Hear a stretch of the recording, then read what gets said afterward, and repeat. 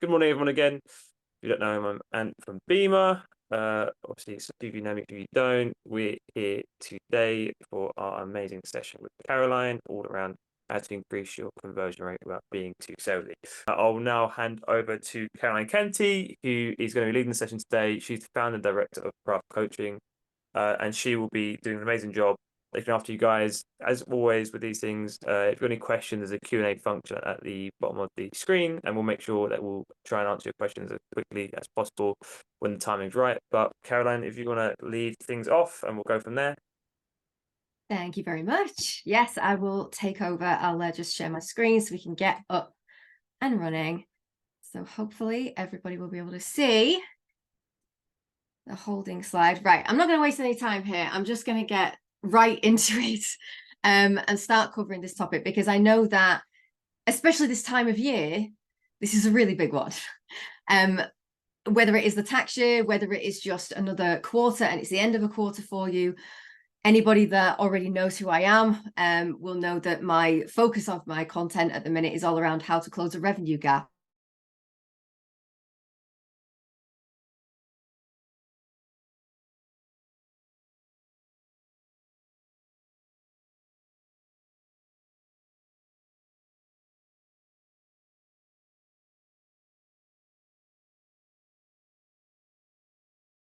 About me, so you know why I'm the one here talking to you. So I am a registered corporate coach and a licensed practitioner, LEP, and all this stuff. But what does this mean? I am a business and performance coach.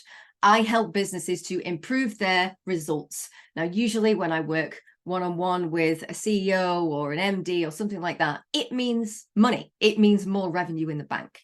But when I work with teams and directors and heads of, it can also mean mindset. And it can mean the processes within a team. A lot of the time, because of my background in sales and marketing for so long, it is usually the commercial teams, and that's cool. But a big thing about me is that, contrary to what you are supposed to see from a coach, I talk a lot about this stuff. Now, that's very naughty of me as a coach. You're not supposed to do that. You're supposed to listen all the time. And I do when I'm with a client.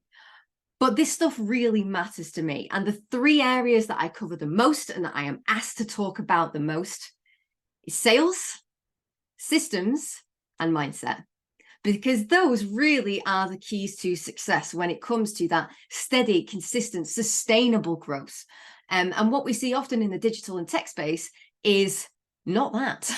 We see rapid growth, we see rapid change, but everything about us is hardwired against change. It's hardwired to protect us, and change is terrifying. So there's always this conflict when it comes to growth and when it comes to business growth, but we don't tend to see it like that. We just tend to see it as numbers. You know, did we hit the target or did we not? And we're going to get into a little bit of that today. But this is a topic that I can, as you can see from the screen, I cover a lot of this stuff. So if you've got any questions throughout this session, please drop them in the Q&A.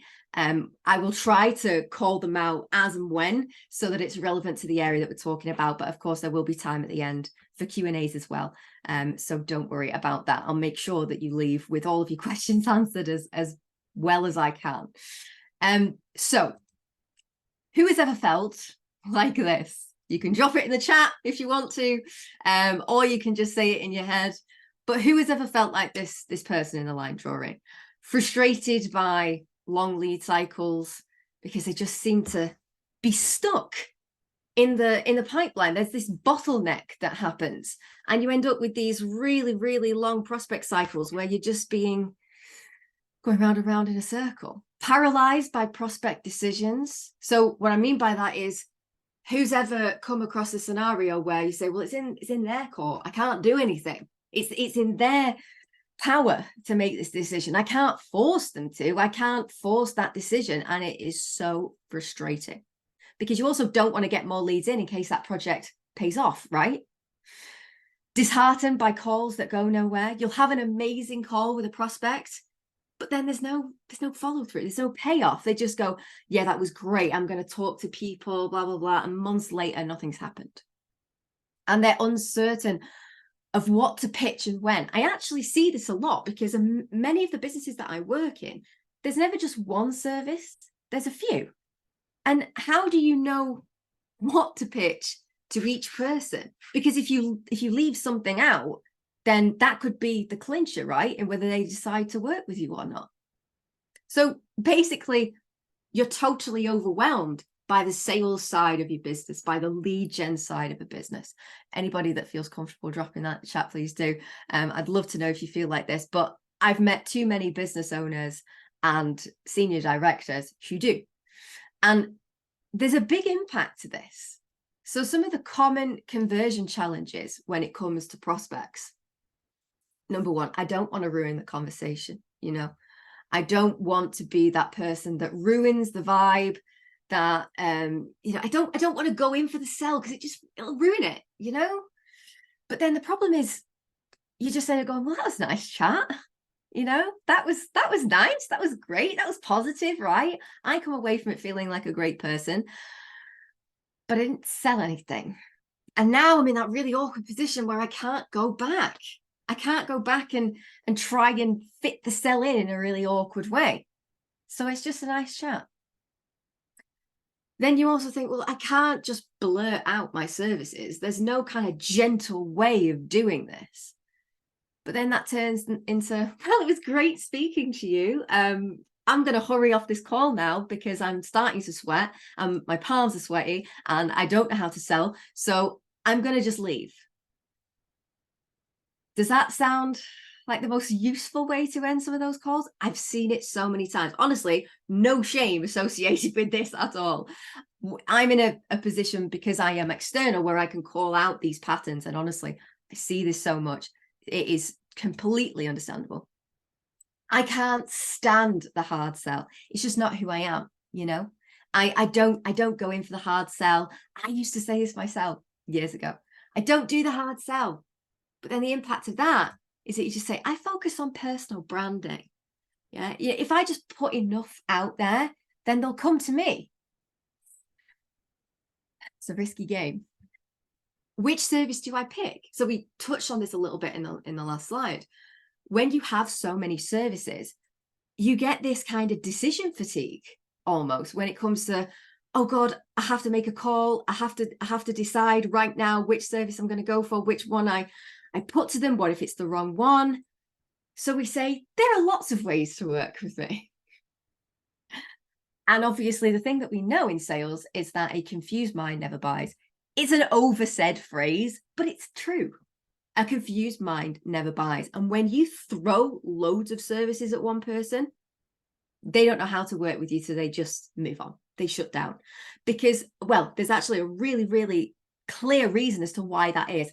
The actual process that goes on in the mind of the buyer when that happens that makes them walk away. And we're going to come back to that a little later on. And then finally, it's not a good time to pitch my new offer.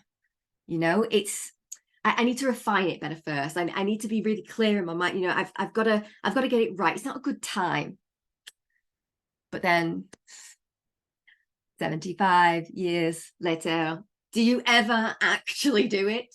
Because there's this thing that we have to have everything perfect before we can put that offer out there.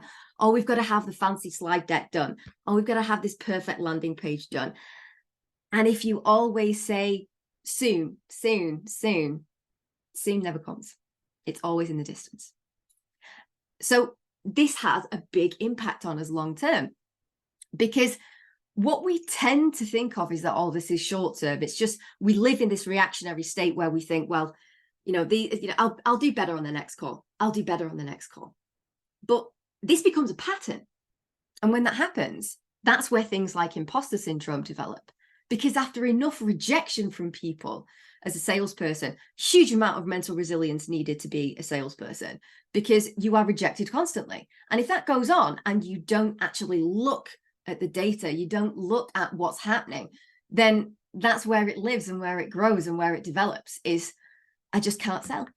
That's just, I can't do it. I can't do it. I don't know how to do it. Every time I do it wrong. And all these thoughts start to spiral, and you don't consciously think them. They just develop into an emotional habit, an emotional pattern that then when you get on a sales call, all that stuff that's going on subconsciously creates this fear state, creates this fear response. And that's why you choke up and you don't know what to say and everything else happens. So we develop this emotional habit related to it if this goes on long term. And then we end up with things like reactive outbound. So reactionary as in we rely on marketing to bring the stuff in, to bring the leads in, because it's less scary than to just go and talk to people and to go and find them. We end up going for decisions that are comfortable rather than necessary. This is a really important thing about the way that the mind works, because we will happily sit in comfortable pain rather than go for a new pain, because, well, that's unfamiliar. And that could have a lot more risk associated to it. We might die. I know this sounds ridiculous, but this is how your brain thinks. This is how the primitive part of your brain is thinking. That is a potential threat. We're in pain, but at least I know what it looks like. So I'd rather stay here. Thank you very much. So we end up doing the actions that are comfortable, even if it's a really horrible kind of uncomfortable, than what is necessary. Which is where I see leaders do things like they'll just put things more into marketing and they'll go, oh, well, I'll go networking and I'll do this and I'll do that. But really, they're doing all the same things that they've always done, and it's not generated the results that they wanted. They know what they should be doing, but they're afraid of it. And that is okay. That is totally okay if that is you. And then obviously the byproduct of this is that growth stops. You don't get to the place where you want to be. And that's what I'm hopefully here to help you with, because I know that, well, first of all, I know how this feels, because years ago, this was me. This is where I was, and I know what this pain feels like. But I also know that you are left feeling like you've got very few options to deal with this. You feel like you have to, at some point, I'm just going to have to go for the hard sell and feel really horrible. And I hate it and I don't want to do it. Or you think, right, well, I'll just outsource sales. But results don't improve. Honestly, the number of businesses that I have worked with where they say, well, we've just employed a new biz agency. And I go, okay, see you in 6 months. Because I know that in 6 months' time, they might have generated one conversation, probably won't have generated anything else. Now, there are some new biz agencies that are awesome, because I've also met them. But as with many things in this industry of sales and marketing, there are a lot of places that do not generate results. And there are very poor examples of new biz agencies out there. And unfortunately, there's a lot of them. So we think we're going to outsource, but then we don't get the results that we want. But there's another reason why we don't get the results from them that we want. And it's because we have not field tested a system to know what works in sales to be able to give it to them to replicate. So if we don't know what works for us and we go to somebody else that doesn't have any of the background, any of the context, any of the understanding, we don't have any information to give them to actually work with. So whether you've just come across a poor agency or whether you just weren't clear enough on the brief, outsourcing doesn't work. We need to field test a simple system first, which we'll get to. And then obviously, the other thing is you think, well, your growth slows. So that's okay, I'll just rely on referrals. But that's really slow growth. And most businesses that I will work with have got to where they've got to because they've had a great network and because they've got loads of referrals. And the good thing is that doesn't need to go away. It's just that it's now time to level up. And I know that you wouldn't be on this call with me right now if you did not want to level up. And hopefully that's what we're going to do. So first of all, we need to disband this idea of what hard sales is and being too salesy, like we said. We need to really think about, well, what is it that we're talking about when it comes to conversion? What does that mean? And anybody that is aware of this classic kind of funnel way of looking at things knows that it is know, like, trust, challenge, convert. That is what we talk about in sales and marketing. So convert is always the last step on the ladder. It's the last bit. But what does that really mean? Usually, it just means communication. That's all sales is. I say this so many times. Being a great salesperson is just about great communication. And you absolutely do not have to go for the hard sell in order to improve your conversion rate. Because your conversion rate is based on 3 things, which we're going to get to. The answer to this is actually a lot simpler than it really seems, honestly. There are so many gurus and LinkedIn experts and everybody out there that will tell you that it is really complicated and throw so much information at you. And you just go, I'm not doing any of it. And I feel really overwhelmed and I don't know how to cope with this. And I get it because I was the same. But you don't need to reinvent the wheel with this stuff. Most of the time, the reason why your conversion isn't there is because these 3 things are off. And if you nail these 3 things, don't get me wrong, you can do the fancy stuff, you can scale it up and all of that. But to start, these are the 3 things if you want to improve your conversion rate and you don't go for that hard sell. It doesn't involve that at all. So I'm going to give you this 3-step system today. And all you need to remember are the 3 C's. Number 1 is creator mode. Number 2 is a collateral shift. And number 3 is communication mastery. So I told you that communication was really what we're talking about with conversion because it's the last step, right, in the funnel. But there are 2 more before that if we want to improve our chances of converting that we need to nail. And so many businesses get these 2 steps wrong. So we're going to start right now. So I want you to get your phones out and I want you to scan this and we're going to do this together right now. I also have the link if for whatever reason people's phones are not working, and I will drop this in the chat for you right now. So let me send this to everybody.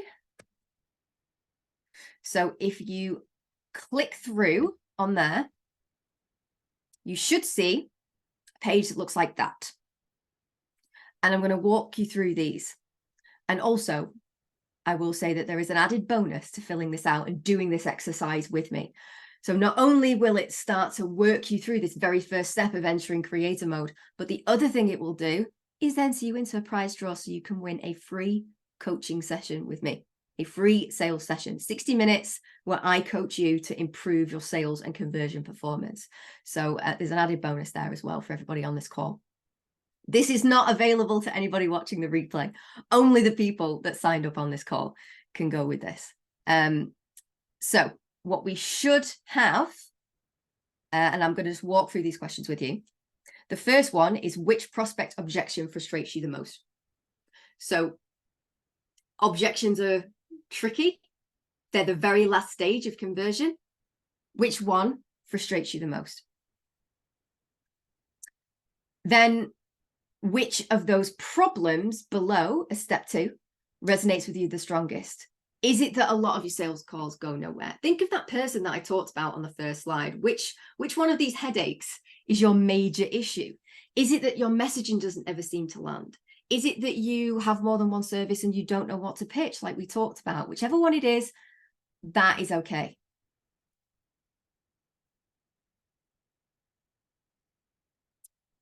And then what's really holding you back from fixing it? So for some of you, let's say it's just a nerves thing. Well, it might just be confidence.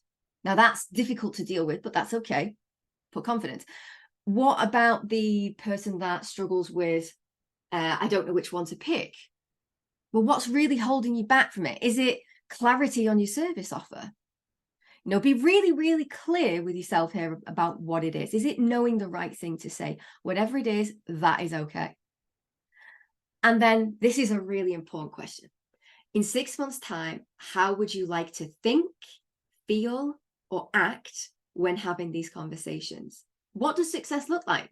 Now, normally when you say, what does success look like? That's a kind of classic coaching question to help you reach a goal. But there's a really important reason for doing this, because by putting a time frame on it, it gives you that perspective on the problem. You are removing yourself from the primitive part of your brain that is in a fear state when dealing with this issue, and you're putting yourself in the future, totally different part of the brain.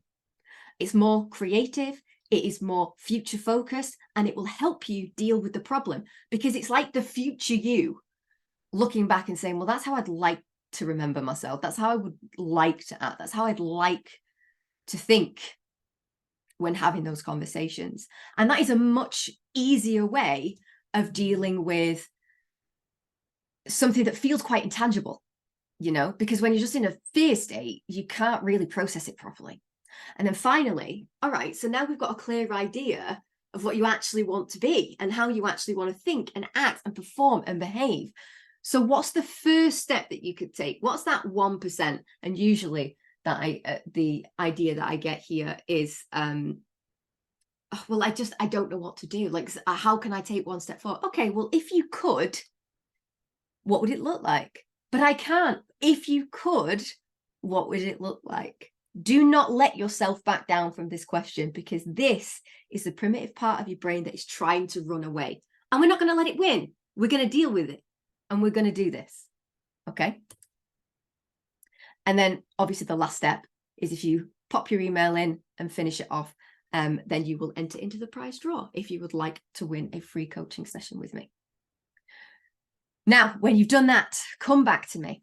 All right, come back to the slides, because there's a really important reason why we've done this. These questions are designed to work through a problem using a specific coaching method. They are designed to help you process things. But the reason why I use this method is because, and the 6-month question in particular I called out, is because it gives us something really important. Creator mode gives us clarity, because the real thing that we are lacking in this first step is certainty. There's usually, whether it is confidence, whether it's your offer, whether it's knowing the right thing to say, all of that's uncertainty. There's too many unanswered questions. And because we feel so uncertain, our primitive side just goes into overdrive. Whereas if we bring back ourselves to this idea of clarity, that's kind of a cheat code for certainty. Because this is the thing, in sales, you can't guarantee anything. And that's kind of terrifying, right? You're not 100% certain what's going to close in a month, what's going to close in a year. You have no idea.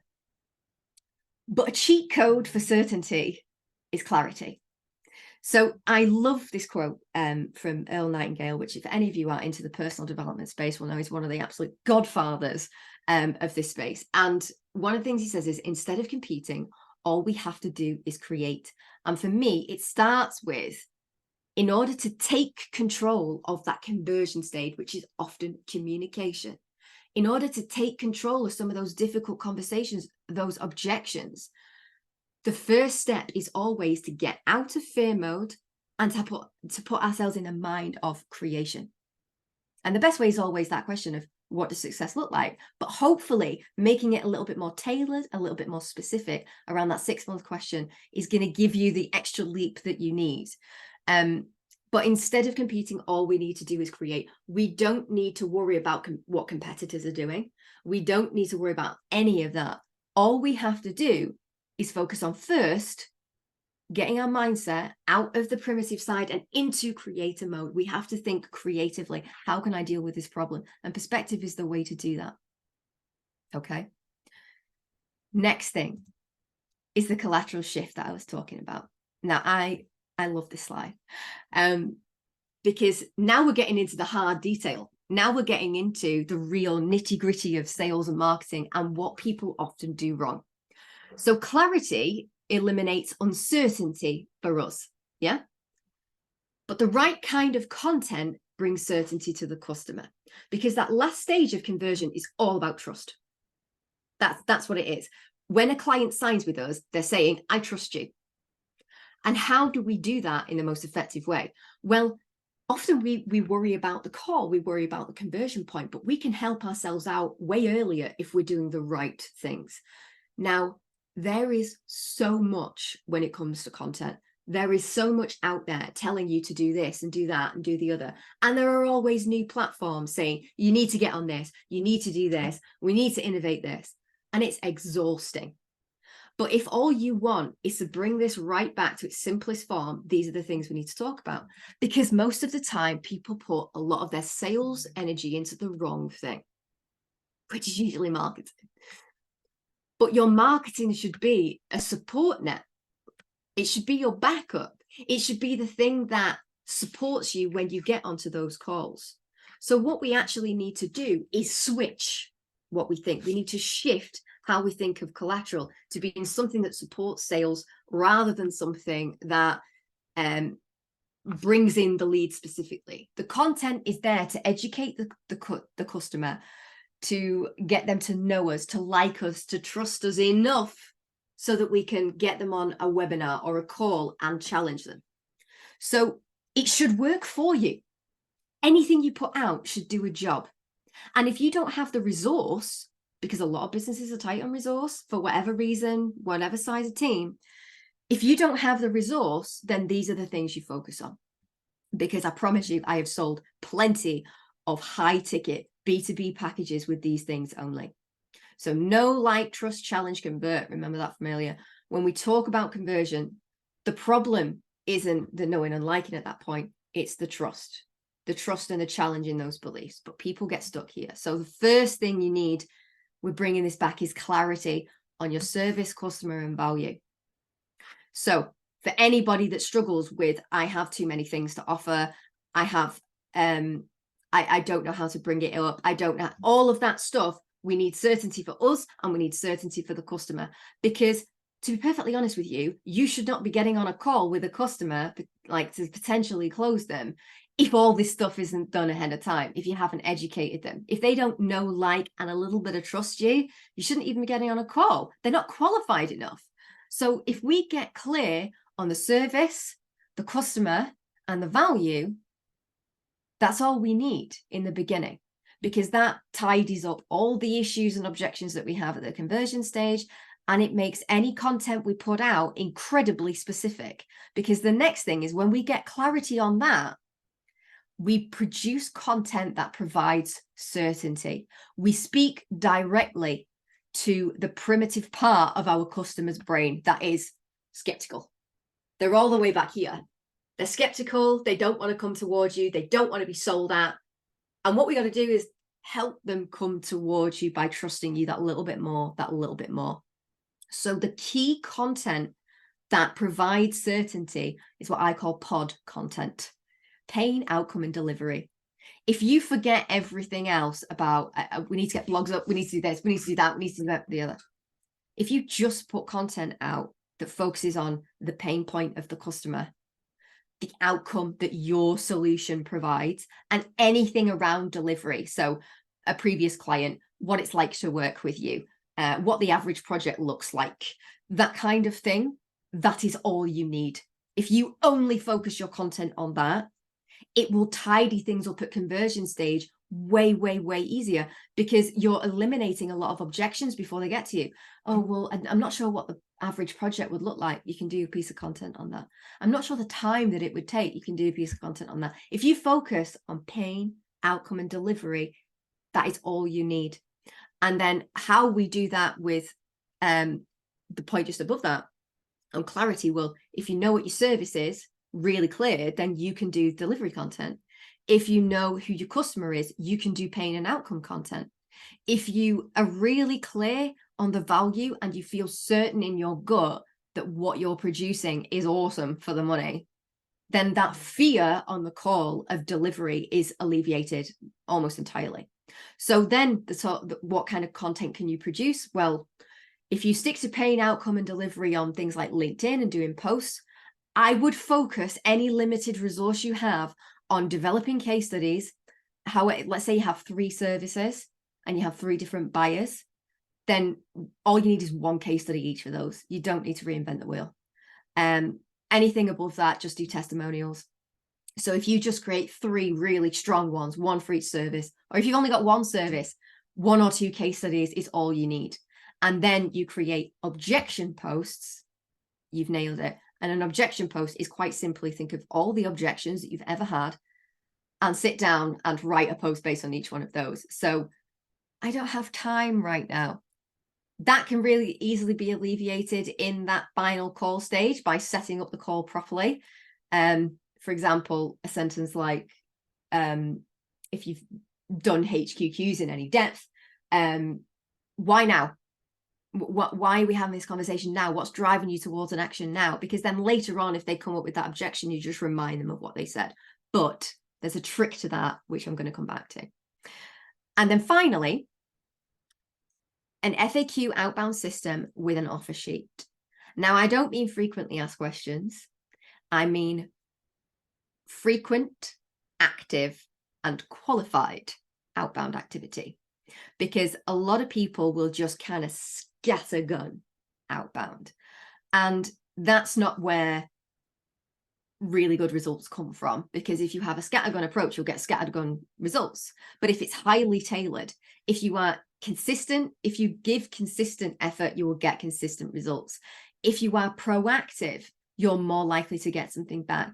If they are more qualified, they're more likely to convert.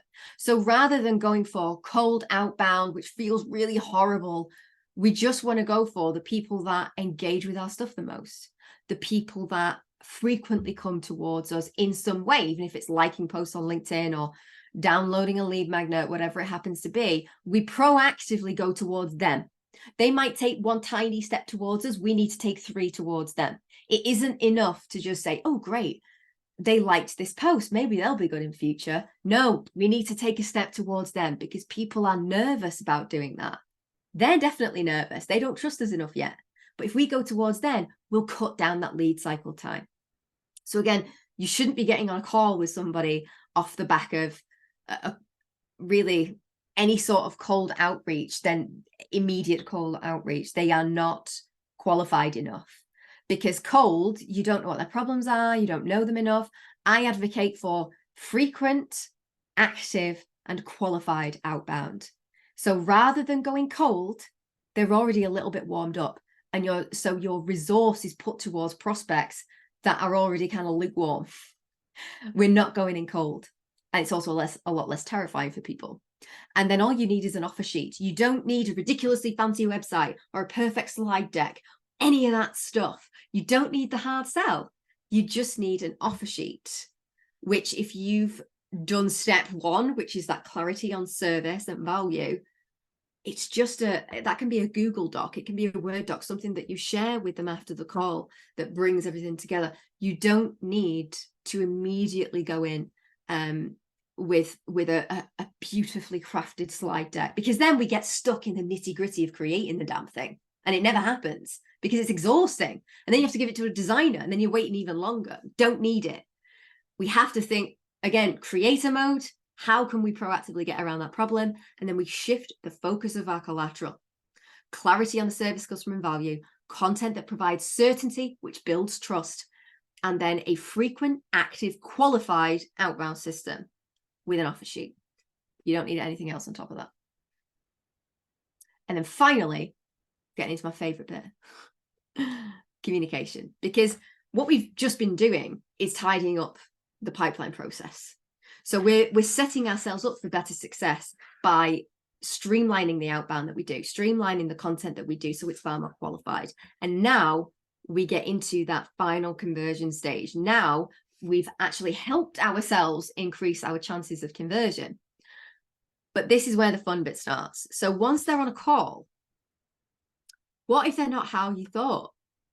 What if you don't seem to gel? What if your communication isn't quite on their level? You know, that feeling of, oh God, I can feel that this isn't working.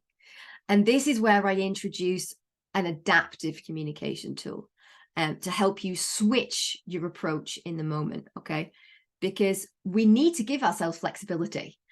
I can't tell you the number of times that I've had a potential prospect on a call. They're totally different when I speak to them like this versus how they type. And if it weren't for this tool, I would have lost thousands by this point, because it enables you to switch your approach and turn that client perception around, meet them at their level, meet them where they're at. So now what I'm going to do is I'm going to share with you a slide that I take from my actual training. So on the very first slide, you'll have seen that I am a licensed practitioner in LEP. So I'm going to give you a taste of what that training is like now, and I'm going to explain the concept behind it. And I guarantee you, you'll be able to use this immediately in the next few minutes. So the concept behind this adaptive communication tool, which is called Leading Energy Profile, is that there are 4 ways of thinking. There are 4 cognitive biases. And depending on the experiences we've had up to this point, the jobs we've worked in, the environment we grew up in, the everything about us. We have a dominant way of thinking and we have a reluctant way of thinking. And all that means is that whatever our dominant one is, that's where we've seen success. So if you imagine what happens a lot of the time is when we go through the school system and into the first few years of work, we are trained to believe that doing more and pushing more gives us success. Now, when you get to a strategy level, anybody on this call that is at a strategic or director level will know doing more does not equal greater success. Sometimes you run out of hours, right? And you have to think differently. You have to change. You have to work smarter, not harder, all of that stuff. But we've been trained to believe those neural networks in our brain have gotten stronger with that doing side of us. And that's one cognitive bias. So the stronger, it's kind of like, if you think of it like a muscle, our cognitive muscles are what are being exercised all the time. We just don't realize it. And the more you use a muscle, the stronger it gets. The less you use a muscle, the weaker it gets. And that's the difference between the two. So we end up years later with a dominant way of thinking and a reluctant way of thinking. We all have all four. We're all capable of dialing up one more than the other. But when we enter into circumstances where we have to use it, so if anybody on this call is a very fast-paced kind of person, you are you're the doer, you know, you're urgent, you like things done yesterday, you don't like to be held up by perceived barriers.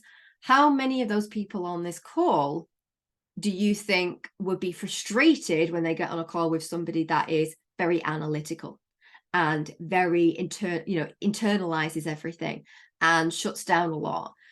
They're going to clash. And that's because they're speaking through different cognitive biases. They are totally both capable of dialing up to one another, but they just don't know how to do it. So the four biases are head, heart, hands, and legs. And I guarantee you that people on this call will already be able to guess what they are. And that's why I love this tool, because it's so simple. But you've got head is the analyst. So they are that person that I was just talking about. They are super analytical. They are the one that goes line by line through a contract. They like long emails with bullet points, that kind of thing. A heart person, that is the energy for compassion, for empathy. They are known as the friend. They put others ahead of themselves a lot of the time, and they often to their own detriment. So that's the friend. Then we have hands. Hands is known as the chameleon, the actor, because they relate most closely out of all of them to one another. They can kind of chop and change a little bit. They are more driven by unusual ideas, by curiosity. Good way of knowing if you've got a hands person in the room is if you're doing a workshop or something like that, and they're the one that says, but what are we missing? You know, well, I feel like we're missing something. That's a hands person. And then we've got legs. So they're that one that I said right at the beginning. These guys are super impatient. They want to get to the point, get there quickly, stop fanning about. And we all have all four. But the reason why I'm sharing this is because each person is going to be a client that you've dealt with. It's going to be a prospect that you've dealt with. And the reason I share this is because how many opportunities can you think of where you've not gelled with somebody and that project didn't go ahead? Whereas actually, if you knew how to meet them where they're at, you probably would have increased your conversion rate with them. And I'll give you an example from my own business. I was on a call with somebody that was definitely a legs person. And I got as far as getting them to the close. And right at the end, they say to me, the thing is, I've not actually introduced you to the team yet. Again, legs are super impatient, don't like to be held back by anything. So can we just have a quick call? You know, can I introduce you to the team? I'm like, yeah, absolutely, not a problem. This was for a big project. This was about, well, it was to me, it was a big project. But to that, it was 8 weeks. Their projects were obviously 6 months and longer. So it wasn't a big project to them. But that's one of the longer ones that I tend to do if it's quite an intensive period. So I was like, you know, I understand that they want to get to know me. I'm going to be spending a lot of time with them over the next 8 weeks, 10 weeks. And as soon as I get on this call, I am met by the most analytical head person I've ever met. And I was like, oh my God, this guy's grilling me. Like, what have I done wrong? What have I, because at this point, because remember, this is years ago. So my awareness of this has gotten better and better as I practice this tool. But at the time I was like, what is going on? Does this guy hate me? Like, what is happening? And when I stepped away and I thought about this, I was like, oh no, he's just in a stress state. He's just dialing it up even further because he's stressed out and because I know they have been burned by previous coaches and consultants that promised the earth and delivered nothing. So by me then switching my approach to meeting him where he was at and being analytical and sending over really detailed sets of bullet points for every question that he'd asked me on that call and everything else, the tone changed completely. And he was like, oh, this is so useful. That really answers everything. Thank you. And I've known him for a long time since then. And he actually isn't a head person most of the time. He's heart. It's just that when he was stressed, he dialed it up. Now, why is this important?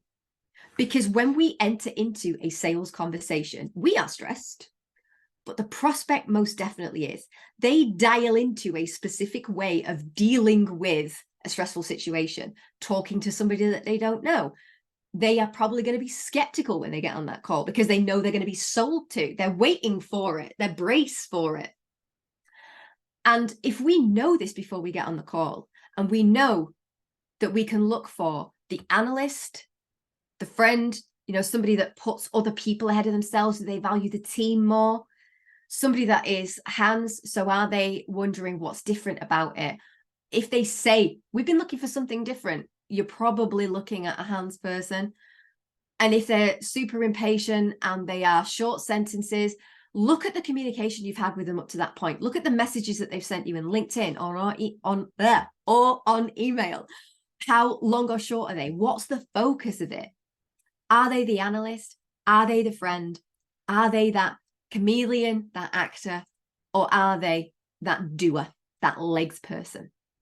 And it allows us to massively improve our communication because then we're able to meet them where they are at. We can build rapport easier, and then we can tailor our common sales questions to reach them where they are. So for example, with a legs person, instead of focusing on pain, focus on the risk of what they're losing out on.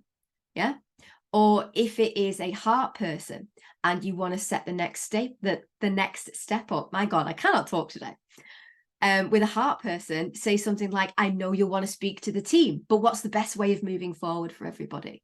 Versus a head person, of course, I'll send you over all of the detail. How long will you need to digest things? Because we know they're going to be analytical. We can far better tailor our HQQs, our high qualified questions, to be able to lead them to the close.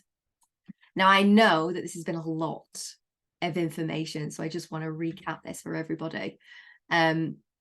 So number one, that creator mode. Yeah. Remember, we've got to pull ourselves out of the current situation of I'm crap at this, I can't do this, I can't do this. Think 6 months from now, reflect on where you want to be. That is your success point, and that is something that you can do something actually with. You can create some actions around it, but it's pointless just sat there in that fear state. Then 2 is that collateral shift. We want to move away, remember, from doing scattergun marketing and focusing on all that stuff. We want to set ourselves up for better conversion by focusing on these 3 things. Very quickly, I'll just flip back to this. Clarity on your service, customer, and value. Content that provides certainty, and an FAQ outbound system. And then that communication mastery, that point around adaptive communication. So that then will solve the conversion point right in the last bit. But hopefully you've seen that what we've done here is set ourselves up for greater success. We've introduced a mini conversion pipeline by setting up the right mindset, putting the right processes in place, and then giving ourselves the edge on that last call. And all you need to remember are the 3 C's. Now, hopefully you also remember the other 3 C's, which are that Caroline told you this from Craft Coaching. But this is all you need. Now, you can do the fancy stuff, like I said. You can scale it up once you've got the basics nailed. You can outsource it afterwards when you know what works for you. but you've got to get that nailed first. This stuff is not rocket science. It is just unfamiliar. And as soon as we understand that, that gives us permission to take a step back and to think, you know what, I'm not doing this great, but I'm going to get better and I'm going to do it more and I'm going to reframe it. That is okay. And you absolutely do not have to make this leap on your own. I know that some people on this call will be like, oh, okay, collateral on this and that and that. I get it. Okay, I can do that. And some of you will go away and be like, that was awesome. Thank you. Hopefully you'll think it was awesome. But some of you will be left with far more questions than when you started. Because you started this thinking, how can I increase my conversion rate without being too salesy? And now you might be thinking, well, I need to know more about that. And now I want to know about that. And now I want to know about that. And that's totally cool. I know that this process can be really complex. So the final thing that I am going to give you is that I can actually help you take that next step. So my bonus gift on top of that prize draw is that if you would like to book, if you don't want to wait to find out if you've won that coaching session, I'm not just going to leave you to it. So my gift to you is if you would like to go away from here today knowing that you've booked in that next step, you've taken the next action, then by all means, scan that QR code. I will also drop the link to my Calendly in the chat and book that free one-to-one with me, because you do not have to do this on your own. And I am here for you if you need it. It's a lot of information to process, and I totally get that. So what I'm going to do is I'm going to drop this in the chat, and we've got 10 minutes-ish left to be able to go through any questions. So you can please, by all means, drop those questions in the chat. I've just dropped the Calendly link as well into the chat because sometimes it doesn't work. QR codes don't work with screens and things like that. So it's there for you. Drop any questions you've got in the Q&A. And if it's around sales, mindset, whatever, please drop it in there. I'm more than happy to spend the next 10 minutes answering as many as I can for you. But I hope you found it really useful. I hope you've enjoyed it. And of course, we would love to have some feedback as well if you do. So when the email comes round afterwards, that kind of gives you the links to all my stuff, we'd love to know. Justina, can I ask about the content side, please? You absolutely can. What is it specifically around the content that you would like? Again, you can drop it there in the chat, or you can drop it in the Q&A specifically. But just give me a bit more context. I can talk as much around content as you like. I'll stop sharing as well so that I can see you properly.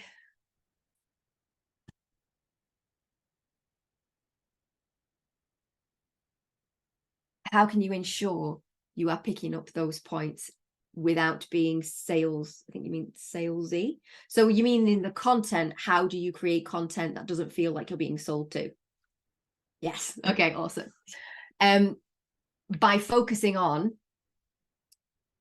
two things. So number one, remember that pod content. When we talk about pain, we want to build trust with the buyer. So let's take an example. If you let's take you guys at the start of this, when I went through those pains, the frustration over long lead cycles, the kind of exhaustion that you feel at it, the prospect paralysis and things like that. Those are all things that helps me meet you where you're at. So I could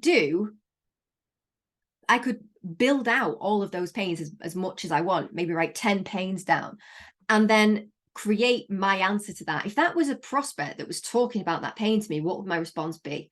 And that is a post or a longer piece of content.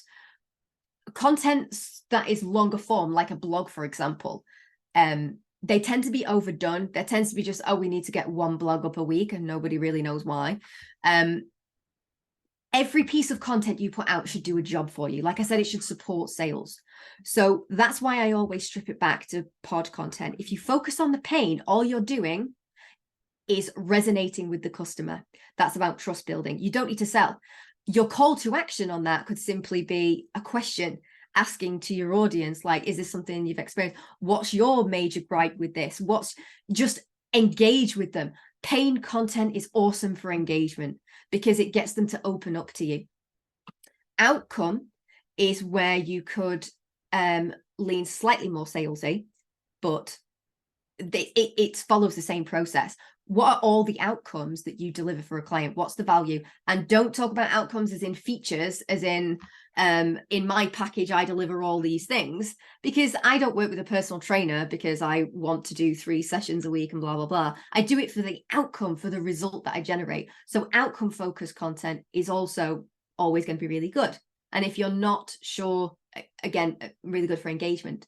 And if you're not sure what it is, it's the opposite to your pain points. And then delivery gives you a window into, it gives the customer a window into what it's like to work with you. That is perfect for reducing objections, because if they've got any thoughts around, well, I don't know if I've got the time, I don't know what it would be like, all that stuff that keeps them in fear state, that's what helps to reduce it. So your call to actions don't have to be, come and work with me.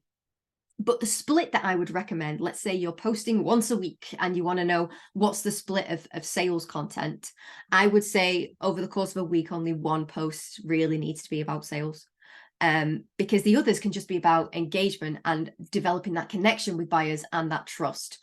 Something that is long form content, like a blog, for example, or a lead magnet, those are by nature more salesy. There is usually a stronger call to action of, if this is something you've read, our 17 ways to increase this without doing this. If you're interested in knowing more, there's so much we have to share with you. Book a call with one of our representatives. That's fair, that's open. But if it is that general content that we talk about, whichever social channel you're on, I would say you only need 1 call to action post per week that is salesy. And by salesy, that can just mean DM me if this is a problem that you've got. It doesn't have to be, come and work with me. Every once in a while, we do have to actually raise our hand and say, if this is a problem for you, you're in good hands, because this is actually something that I do with clients. If you want to know my 3-step system for this, get in touch with me. I can send it to your inbox right now. There are ways of being salesy without actually being as blatant as, I do this, please work with me. But if you stick to pod content, it gives you a natural opener into it. So the pain, like I said, if this is something you've experienced, I've got a Google Doc that's ready to answer your questions on it. DM me and I'll send it to you. Or if it's outcome, then if this is the reality that you want, you can DM me this and I will do this. We're changing the call to action so that it is more focused on outcome, and it is more, I suppose it's gentler. Now, there's so much that I could talk about on content, but I want to answer Kim's question. So I hope that helps. But if there's any more questions afterwards, please just send them to me. Connect with me on LinkedIn. More than happy to tell you a little bit more about it. Kim, are there any other ways to start the conversation aside from posting pain points on LinkedIn? Where else does this work? To start the conversation aside from posting pains on LinkedIn. So in terms of starting a conversation, there's a couple that I can think of off the top of my head. First of all, this works for any platform. It doesn't matter if you are LinkedIn or if you are Instagram or anything like that. There are actually a lot of companies out there that, if you have large Instagram audiences, that will specialize in sending specific, it's like a chat bot style AI, and it will send messages to people that interact with the post. So for example, if you put a reel out that covers a certain issue and then you say DM me for this, it will send it specifically to all of those people, and it alleviates a lot of the pain. So just a point there that this does work for any platform. It's just, obviously we're talking B2B. I know this is an agency webinar, so I'm focusing on LinkedIn, things like that. But are there any other ways to start the conversation?